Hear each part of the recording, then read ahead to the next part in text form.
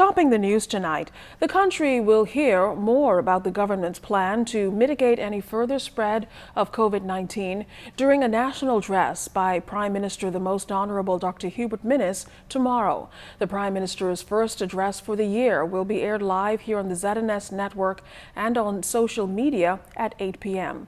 During the Prime Minister's last national address in December, he noted that after nearly 3 years of economic recovery, growth, and increases in jobs, our economy is in terrible shape because of COVID-19. Reporters recently questioned the Prime Minister, who's also the Minister of Finance, about when the government feels an economic rebound will surface.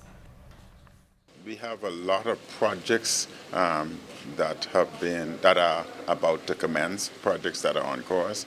We think that would assist us in moving forward. We also think with the vaccine coming on and the first world countries moving as aggressively as possible to vaccinate their population, I think that would offer some degree of relief. Individuals, I think, have been cooped up in one particular location for a long time. And I think once there's some degree of freedom of movement, I think the Bahamas is going to see a great rebound. And that's why it's essential for us to follow the protocols that we have in place, continue to have our country recognized as a COVID somewhat free area. Of course, you know, New Providence and Grand Bahama may have its challenges, but manageable, nothing to be too concerned about. But most of our islands are COVID-free, and therefore, for all intents and purposes, we are a COVID-free destination. Well, as the Free National Movement administration enters the 4th year of its 5-year term, the Prime Minister outlined during that interview some of the progress that's been made. Came in, we were immediately faced with Hurricane Irma.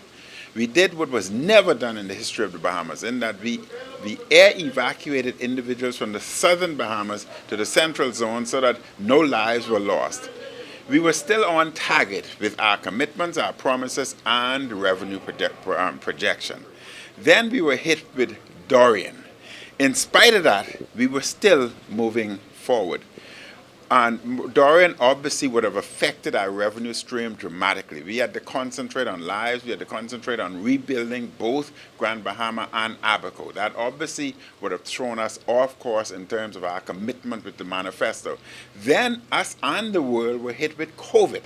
That affected not only us, but the entire world. Our basic economy is tourism. That was affected dramatically. But in spite of that, we continued, we persevered. And yes, we would have made a lot of commitments with respect to our manifesto, and we will do as much as we can to ensure that those commitments are followed through.